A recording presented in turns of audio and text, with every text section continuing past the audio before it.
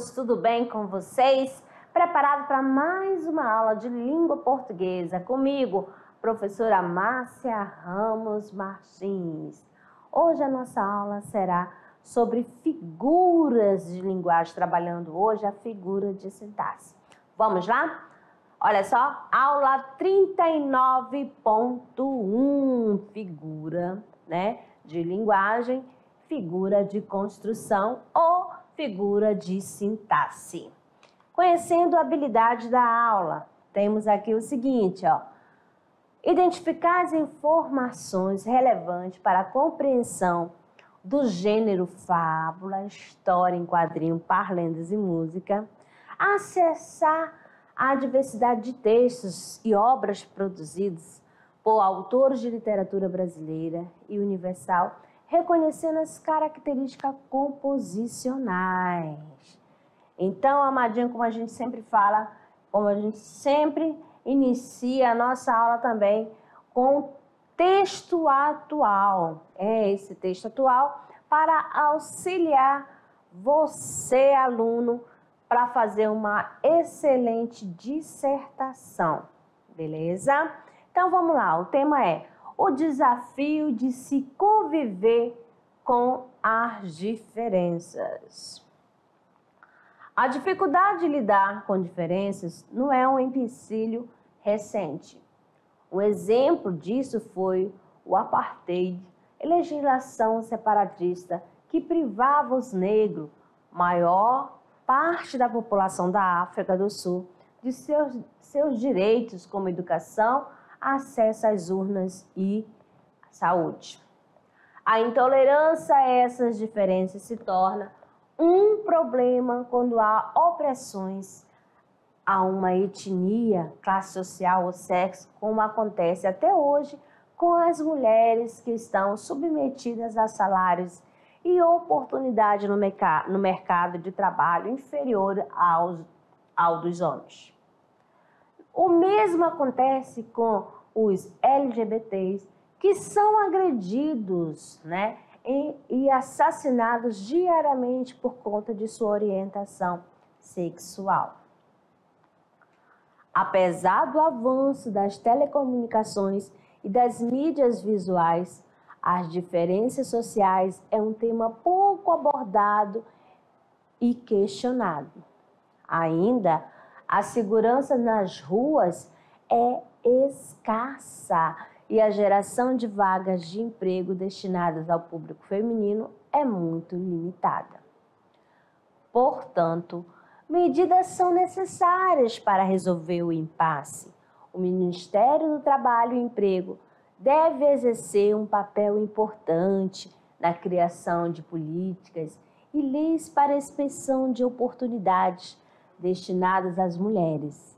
Além disso, como disse o filósofo Immanuel Kant, o homem é aquilo que a educação faz dele. Sendo assim, o MEC, em parceria com o Ministério das Comunicações, devem criar projetos telecomunicativos de acesso universal, incentivando a tolerância às diferenças sociais, a fim de que a violência seja controlada. A polícia militar deve ser expandida para fiscalizar e dar proteção aos oprimidos. Então, aqui você tem um texto dissertativo. Você observou essas questões dos elementos, coesivos. Houve a questão, a organização da introdução, que é a parte da apresentação da tese, e o desenvolvimento é a parte dos argumentos. E a conclusão é a parte que faz a intervenção, a proposta de intervenção. Quem vai fazer, o que fazer, para que fazer, como vai ser feito. Belezinha? Então vamos dar a sequência. Que é isso, amadinha? Travando a língua aqui, ao assunto, a temática de hoje, que é figuras de linguagem. Trabalhando aqui, a imagem, está ligada ao assunto que será desenvolvido. Amadinho, aqui você vai usar a questão da sua imaginação, o que você consegue interpretar essa imagem. Isso, você vai aqui, ó, vai além. Opa, deixa eu ajeitar aqui, amadinho. Olha só, vou voltar aqui para vocês, tá? Vai além. Colocando aqui, pronto. Aqui nós temos o seguinte, meus queridos. Figuras de linguagem são o quê? São recursos usados na fala ou na escrita para formar mais o quê? Para tornar mais o quê? Expressiva a mensagem que será transmitida. Então, aqui você vê um texto. Que mensagem está sendo transmitida através dessa imagem? Cada um vai interpretar de uma maneira diferente, vai depender do momento em que a pessoa está vivendo, tá certo? Eu posso fazer uma leitura, você aí pode fazer outra e assim por diante. Então, cada imagem vai passar uma mensagem, beleza? Então, essa questão da figura de linguagem, elas são usadas para quê, amadinho? Para exprimir de forma, né, objetivos diferentes e pensamento da pessoa que escreve, a fim de comover quem? Surpreender quem? Fazer a quem? O leitor rir ou refletir sobre algo, tá certo? Então, quando você faz uso da figura de linguagem, principalmente, né, em textos literários, né, nas poesias, nas músicas, vocês fazem o uso da linguagem o quê? Conotativa, a linguagem figurada. Então, trouxemos aqui para vocês um recurso e que você vai perceber essa questão dos recursos expressivos usados para transmitir a mensagem. Preste atenção. Ainda que eu falasse a língua dos homens e falasse a língua dos anjos, sem amor, eu nada seria. É só o amor que conhece o que é verdade. O amor é bom, mas não quer o mal. Não sente inveja ou se envaidece. O amor é fogo que arde sem se ver. É ferida que dói e não se sente. É um contentamento descontente. É dor que desatina sem doer. Ainda que eu falasse a língua dos homens e falasse a língua dos anjos, sem amor, eu nada seria. E aí, vocês conseguiram perceber essa questão do uso das figuras de linguagem? Você percebeu que aí, né, nessa letra dessa música, né, nessa poesia, né, tem a musicalidade, tem o uso das figuras, né, conotativas, faz aquela parte que faz a comparação, faz uma comparação e de repente faz o que um paradoxo, faz uso de paradoxo, de antítese, de metáforas. Então, todos esses recursos aqui expressivos são figuras de linguagem. Belezinha? Fácil, né? Então, acompanha aqui comigo, amadinhos. Olha só, nós temos figuras de linguagem que são divididas em figuras de sintaxe, de construção, figuras de palavras, figuras de pensamentos e figuras de som. Começando aqui pelas figuras de construção ou figuras sintáticas, que é a mesma que a sintaxe, tá bom? Nós temos aqui, ocorre quando desejamos atribuir uma maior expressividade, né, ao significado.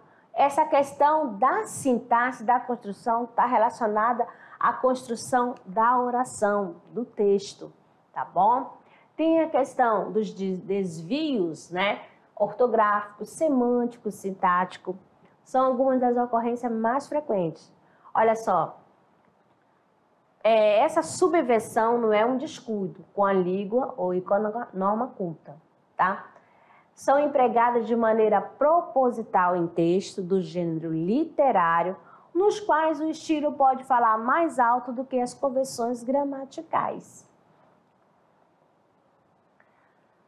As figuras, né, de linguagem e gêneros textuais. Estamos presentes na linguagem publicitária, em cartazes, e na linguagem literária. Modalidades essas que conferem ao interlocutor a possibilidade de visualizar o valor, o sentido simbólico expresso no trabalho com a linguagem. Quais são as figuras de sintaxe ou as figuras de construção? Temos aqui a elipse, zeugma, silepse, anáfora, anacoluto, hipérbato, polissíndeto, assíndeto e pleonasmo. Vamos aqui falar uma a uma. Vamos começar então aqui pela anáfora. O que seria anáfora? Preste atenção aqui pelo exemplo, né? Era uma estrela tão alta, era uma estrela tão fria, era uma estrela sozinha luzindo no fim do dia. O que você observa aqui? A repetição, né? No início, né? Da frase, no início do verbo. Então, conceituando aqui para vocês o que é anáfora, é a repetição de uma mesma palavra ou expressão no início de frases ou versos consecutivos, como você vê no exemplo 1. Né? Outra aqui, ó, tua beleza incendiará os navios no mar. Tua beleza incendiará as florestas. Tua beleza tem um gosto de morte. Então, quando você observar essa questão, repetição de expressões no início de um verso, no início de uma frase, temos o quê? Anáfora, que é a repetição da mesma expressão no início de uma frase, no início de um verbo. Beleza? Olha só. Aqui mais outra figura de construção, a elipse. Elipse, olha só, é a omissão de um termo anteriormente enunciado, sugerido na oração, ou você vai perceber pelo contexto da oração. Olha, primeiro exemplo, são indisciplinados, mas acredito que meus alunos serão aprovados. Ó, meus alunos são indisciplinados, mas acredito que meus alunos serão indisciplinados. Então, aqui você percebe, né, a omissão, né, dos termos meus alunos. Belezinha? Outro exemplo aqui para facilitar. Ó, a cidade estava deserta. Ninguém aquela hora na rua. Ó, a cidade estava deserta, ninguém estava naquela hora na rua. Então, houve a omissão de quem? Do verbo. Na primeira, houve a omissão do sujeito e na segunda, houve a omissão do verbo. Então, quando ocorre essa questão, temos aqui a elipse. Você vai até lembrar da questão, ó, do sujeito elíptico da oração. Então, quando omite, quando não aparece, mas dá para saber. Belezinha? Pelo termo no contexto. E o pleonasmo? Esse daí é aquela repetição desnecessária, né? Ó, repetição de ideias com o objetivo de enfatizá-lo, né? Difere-se do pleonasmo vicioso, considerando o vício de linguagem. Então, aqui no exemplo, você preste atenção aqui, amadinho, ó. Arregaçou as mangas e encarou de frente a situação. Quando você fala encarar de frente, já sabe que é uma redundância. Então, já sabe que aqui acontece o quê? O pleonasmo. Beleza? Vou mudar a canetinha para facilitar melhor.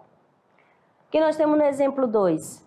Eu canto um canto matinal. Ó, canto, quando eu falo eu canto, já sabe que automaticamente já é um canto, já é uma música. Então, aqui acontece o quê? O pleonasmo, né? Que é a repetição da mesma ideia. Quando eu falo eu canto, um canto, não haveria essa necessidade aqui, tá? A zeugma. Zeugma. O que seria zeugma, amado? Então, é a omissão já de um outro termo que já apareceu na frase, mas só que não foi colocado. A elipse, lá é muito parecida com a questão da zeugma, mas só que na zeugma aparece o termo. E na elipse, às vezes, a ausência desse termo, mas dá para saber onde ele está, ou dá para identificar. Então, zeugma é a omissão de um termo que já foi expresso na frase, né? E é tipo de elipse que omite um termo anteriormente. Então, zeugma é uma elipse. Então, nós temos aqui, ó, os alunos foram para o trabalho, as crianças para a escola. Opa! Ó, aqui, ó, quem que tá marcando? Tá marcando aqui a vírgula. Então, ó, os alunos foram para o trabalho e as crianças foram para a escola. Foram. Então, esse aqui foi marcado por quem? Pela vírgula. Então, aqui aconteceu o quê? A zeugma. Eu queria assistir novela, ele, filme. Então, observe aqui que a zeugma vai omitir o quê? Um termo. Qual é o termo que foi, que não aparece na segunda parte? Ó, eu queria assistir novela, assistir. Ele, filme. Então, ó, o que foi que não apareceu, que não está expresso? Então, a questão, a expressão aqui, ó, queria assistir filme. Ele queria assistir filme. Para marcar essa omissão, o que foi usado? Uma pontuação. No caso aqui, a vírgula. Então, aqui, o que é zeugma, amadinho? É a omissão de um termo que já foi expresso na frase, que já apareceu anteriormente na frase. Beleza? E o assíndeto? Opa! Assíndeto, já fala assim, assíndeto é ausência de conjunção, é ausência de síndeto. Síndeto é conjunção, tá certo? É aquele conectivo. Então, nós temos aqui no primeiro exemplo o seguinte: a tua raça quer partir, guerrear, sofrer, vencer e voltar. Cecília Meirelles. Então, amadinho, aqui, ó, marcando, né? Você pode observar que aqui não apareceu nenhum conectivo, nenhuma conjunção. Belezinha?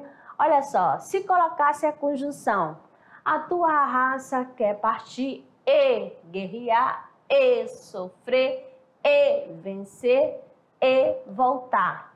Então, aqui, então, não aparece nenhum conectivo, nenhuma conjunção ordenativa. Então, ó, assíndeto, ausência de conjunção. No segundo exemplo, nós nos movemos. As mãos é que se estenderam pouco a pouco, todas quatro, pegando-se, apartando-se, fundindo-se. Machado de Assis. Então, amadinhos, olha só, também não houve, né, a presença da conjunção coordenativa. Então, se não apareceu nenhuma conjunção, o que ele é? Assíndeto. Mais um aqui para vocês. Chegando aqui, o anacoluto. O que é isso, amadinha? É a irregularidade. Vamos ver qual é essa parte gramatical que está irregular. Na estrutura de quem? Da frase, da oração, né? O termo fica solto em vista a troca de uma construção sintática por outra. Então, vamos aqui perceber neste exemplo. E a menina, para não passar a noite só, era melhor que fosse dormir na casa de uns vizinhos. Então, aqui, o que aconteceu? houve o isolamento desse termo aqui. Então, quando acontece isso, é o anacoluto. Beleza? Mexe com a estrutura da oração. Beleza? Mexe com a estrutura, o quê? Né? Da oração, tá? Faz a troca. Houve uma inversão. E o hipérbato?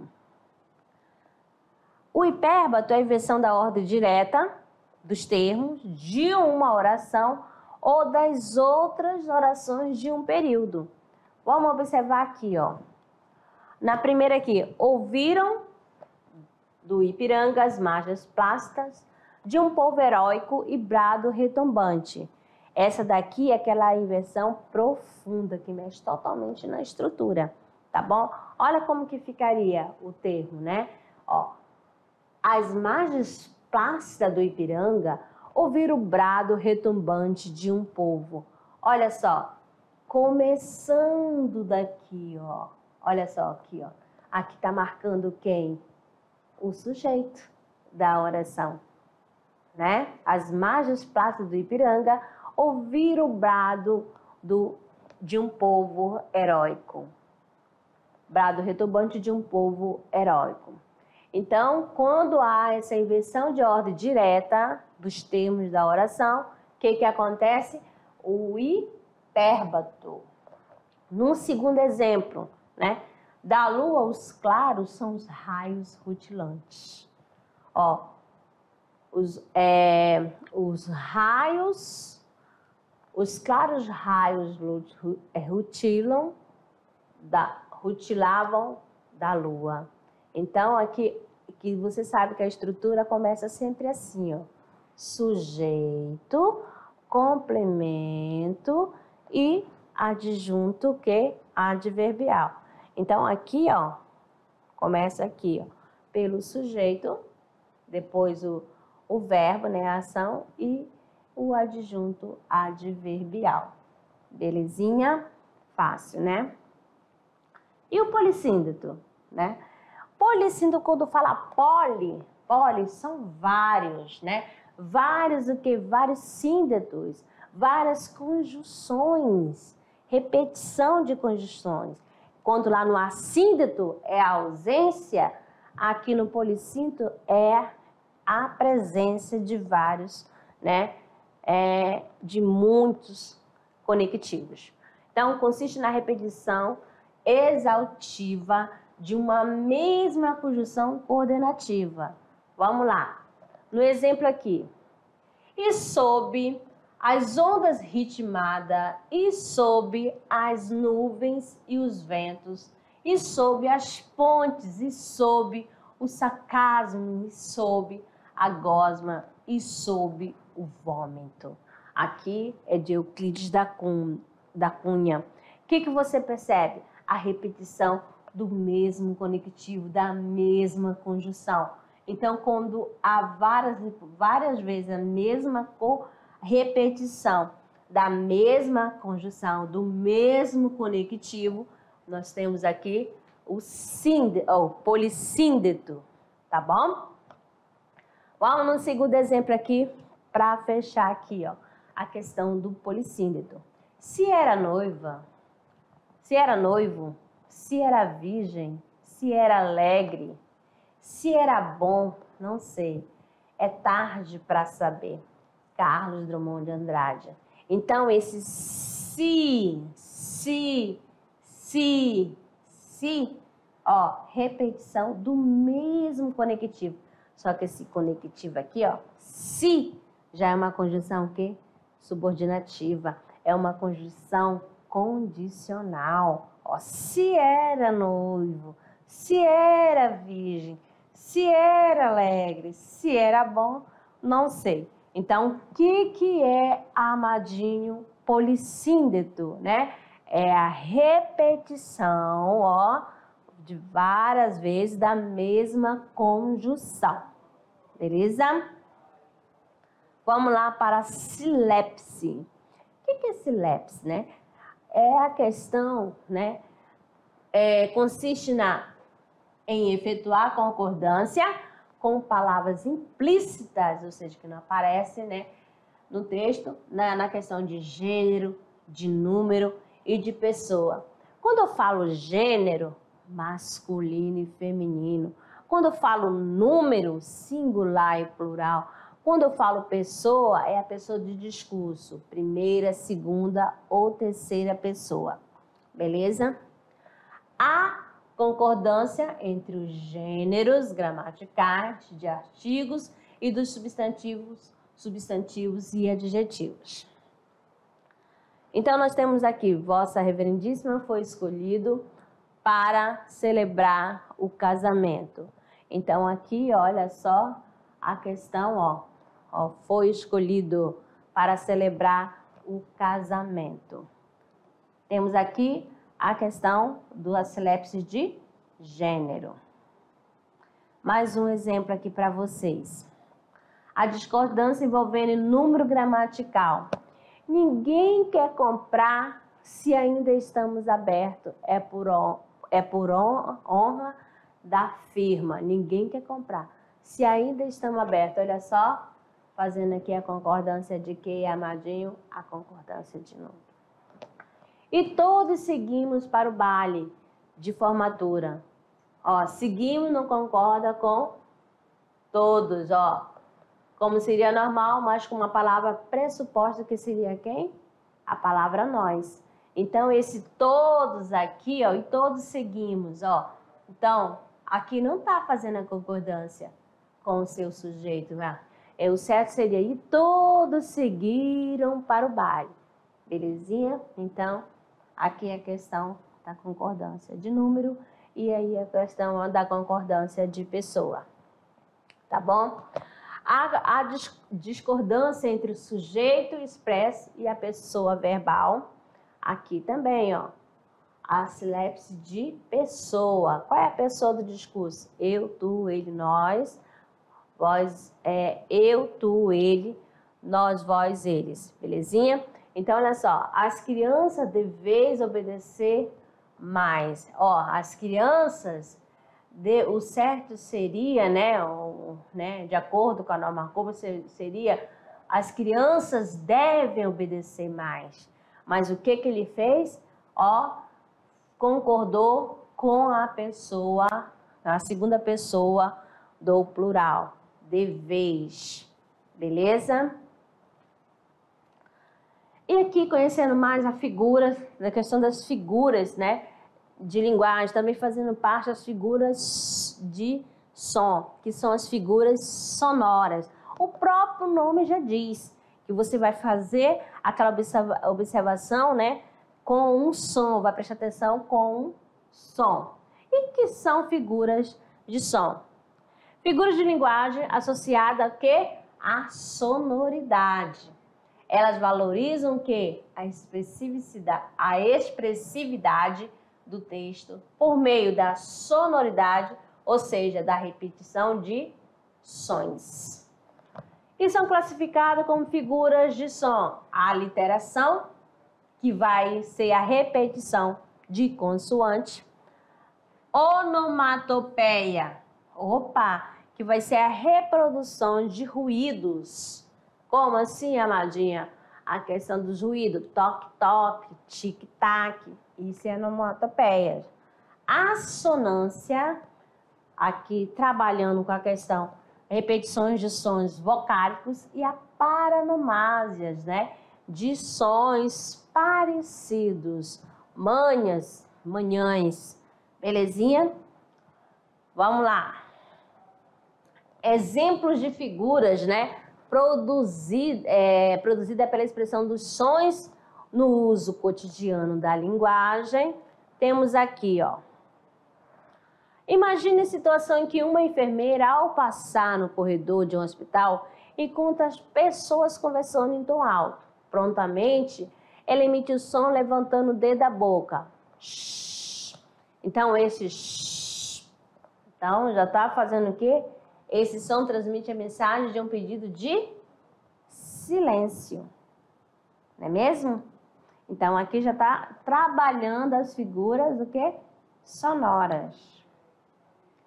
Temos aqui conhecendo a assonância. O que nós temos na assonância? Do castelhano, a palavra assonância corresponde ao acordo de sons, sendo figuras de linguagem que ocorrem por meio da repetição de quem? Das vogais. Assonância, repetição de sons vocálicos. Vamos aqui. Vamos embora agora para a casa da Aurora. Vou embora agora para a casa da Aurora. Olha só, quem que está marcando aqui? Qual é o som que mais repete? Então, temos aí a questão dos sons vocálicos, né? Os sons vocálicos, a repetição do O e do A. Beleza? Agora, isso aqui. Agora, estudos as iraras. Ontem estudei os urubus. Ó, iraras e aqui urubus. Então, você tem aqui a questão da repetição do quê? Dos sons, o quê? Vocálicos. Paranomásia recebe esse nome por quê? Porque faz uso dos parônimos, palavras de sons parecidos, né? Para dar maior ênfase a quem? Ao discurso. Os parônimos são palavras que se assemelham na grafia e na pronúncia, entretanto diferem no sentido. Ou seja, são sons parecidos, mas com significados diferentes. Temos aqui, com tais premissas, eles vêm sem dúvida, levam as primícias. Quando você fala premissas e primícias, ó, são sons parecidos, mas significados diferentes. Então, aqui acontece o quê? A paranomásia. No caso acima, consiste a aproximação de palavras de sons parecidos, mas de significado distinto, de significado diferente. Aliteração, né? A aliteração vai ser a repetição, amadinho, de sons consonantais. Fiz, faço, feito, está. Olha aqui, qual é o som, né? Qual é a consoante, né, presente? Então, aqui nós temos o quê? Ó, o som, né, do fonema F. Fiz, faço, feito, está. Para mim tem de ser bom, bonito e barato. Mais outra aqui para você perceber, né, a presença do som consonantal. Então, o que é a aliteração, amado? Olha só, sequência de letras semelhantes. Isso. Mas que letras são essas? São as letras, né? Ou seja, são as consoantes. A aliteração é a repetição de sons consonantais. Tá bom? Repetição de consoantes ou sílabas no enunciado geralmente ocorre no início da palavra ou no interior da palavra, como aqui no exemplo. Belos beijos bailavam bebendo breves brumas boreais. Olha só, mais aqui a presença da consoante B. Beleza? Aqui tá tanto no início, quanto no meio, quanto no final. Belezinha? Está presente, marcando presente a repetição de sons consonantais, no caso da consoante B. Então, aí a presença de aliteração. Mais exemplo aqui de aliteração. Ó. Aqui, aqueles outros lá do último, né? Repetição de sons semelhantes, vogais da mesma natureza. Aliteração, presta atenção, amadinho. Aliteração, repetições de sons consonantais. E assonância, repetição de som vocálico. Beleza? Aqui, mais um aqui de Cruz e Souza, ó. Vozes veladas, veludosas vozes. Volúpia dos violões, vozes veladas. Vaga nos velhos vórtices vozes velozes. Viva as vãs vulcanizadas. Então, aqui, tanto a aliteração quanto a assonância. A aliteração acontece pela presença da consoante V, a repetição da mesma consoante, V. E a aliteração, O. E a assonância, a questão da presença dos sons vocálicos. Aqui, então, tem a presença de aliteração, que é a repetição de sons consonantais, e a presença de assonância. E esse aqui que está chegando, a onomatopeia, que você vai ver o que é a repetição, melhor, é a reprodução através da escrita. Como que você vai repetir esse ruído? Vai reconstruir, ó, reproduzindo, né? Como que o gatinho faz? A gente não faz a reprodução? Miau! Então, você vai reproduzir esse sonzinho, né? Emitido pelo gato, tá bom? Aqui, ó, o cachorro, por exemplo, au, au, né? E assim por diante. Então, temos aqui, os sinos faziam blém, blém, blém, blém. Então, reprodução de ruídos, né? Através da escrita. Então, aqui eu tenho onomatopeia. Miau, miau. Quem faz esse sonzinho? É o gato. Tic-tac, fazia o relógio da sala de jantar. Então, essa questão aqui, ó, essa reprodução aqui é a reprodução do som que o relógio faz. Beleza? Cocorocó. Quem faz isso, amadinho? Fez o galo às 6 horas da manhã. Então, quando há reprodução através da escrita, é onomatopeia. Então, onomatopeia, figura pela qual o som da palavra lembra a coisa representada. Cough, cough, quer dizer tosse, né? Splash, quando a pessoa cai na água. Crash, quando quebra alguma coisa. Zoom, zoom, velocidade. Pou, quando dá um soco em alguém. Beleza? E aqui, ó, nada melhor do que usar a tirinha, né? Aqui, ó, a historinha em quadrinho da Mônica. O que você vai observar aqui? Você vai, olha, ver que a Mônica aqui tá bufando, tá com muita raiva. O que ela acontece? Ela pega o coelhinho e taca em quem? No Cebolinha, né? E olha só, por que, amadinho, você bateu no Cebolinha? Olha só, fazendo bolinhas, né? Bolinhas, bolas de sabão aí, ó. Ó, com quem? Com a Mônica, então, merecida aí, tá certo? Então, amadinho aqui, trabalhando as figuras, né? As figuras de sintaxe, as figuras sonoras também. E encerrando aqui este momento, tá certo? Das figuras sonoras, né? A aliteração, a assonância, a onomatopeia, a paronomásia e também as figuras de construção. O que você pode observar? O que você vai começar a observar nos textos, né, literários? Essa questão, como ela é empregada, como ela é usada, é no sentido conotativo. Para quê? Para dar mais expressividade no texto, na mensagem, tá bom? Para ficar mais expressiva, tá certo? Então, aqui terminando a primeira parte, daqui a pouco retorno com a nossa revisão. Até lá!